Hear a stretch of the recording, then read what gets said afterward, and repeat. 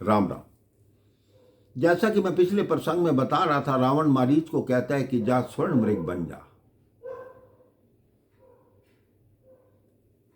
वो स्वर्ण मृग उनके आंगन में कूदता है। सीता जी कहती हैं जाइए प्रभु, इस मृग को पकड़ लाइए।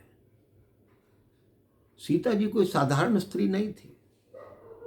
उनको भली भांति ज्ञात था कि सोने का कोई मृग नहीं होता, लेकिन प्रभु की लीला ही ऐसी थी कि उनको सब ऐसा ही करना था।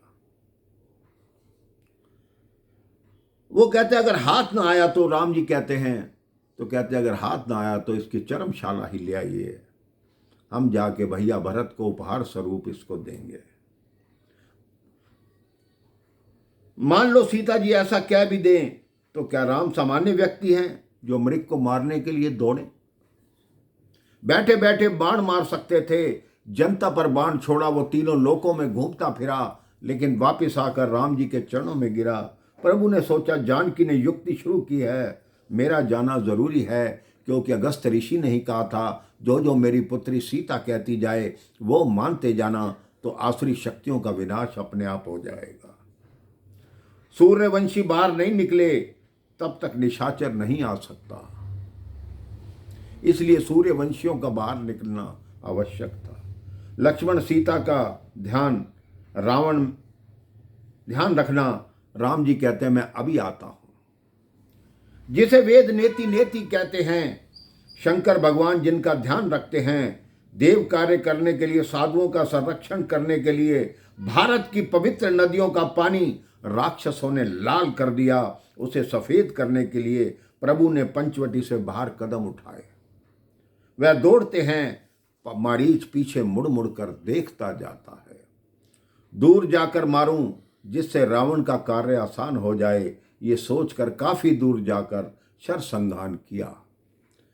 तब चीत्कार करके मारीच धरती पर गिर पड़ा, भैया लक्ष्मण मेरे प्राण बचाओ जल्दी आओ, भैया लक्ष्मण मेरे प्राण बचाओ जल्दी आओ। लखन शब्द पंचवटी में सुनाई दिया। उन्होंने लक्ष्मण शब्द सुना, तुरंत पंचवटी से सीता जी बाहर निकली। लक्ष्मण सुन रहे हो ये पुकार कहाँ से आ रही है? लक्ष्मण कहते हाँ माता, कोई मेरा नाम लेकर मुझे पुकार रहा है। सीता जी कहते कोई कौन? ये तो तुम्हारे भैया की पुकार है।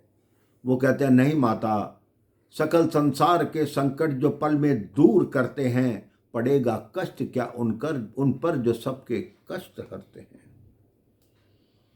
सीता जी लक्ष्मण जी पर बहुत चिल्लाती हैं, तुम कैसे भाई हो, तुम्हें अपने भाई पर दया नहीं आती। हाय दुर्भाग्य, मैं एक स्त्री हूं जो अपनी पति की सहायता नहीं कर सकती। ऐसा करो लक्ष्मण, ये धनुष बाण मुझे दे दो, मैं जाकर उस राक्षस के पीछे जाऊंगी जिसने मेरे पति को दुखी किया है, मारने का प्रयास किया है।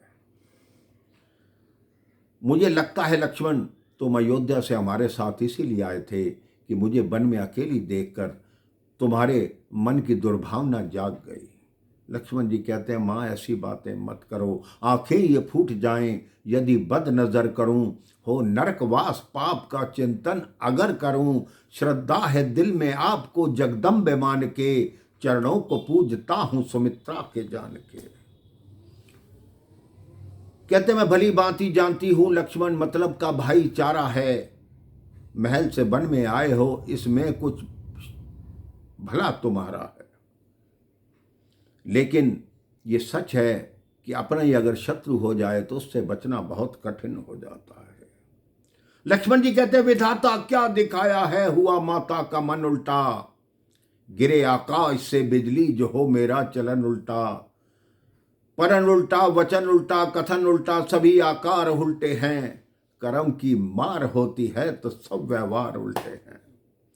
सीता जी कहते माता यदि मुझे कहते हो तो आज्ञा मानो माता की, मैं आज्ञा तुमको देती हूं, जाओ सुधि लेने भ्राता की।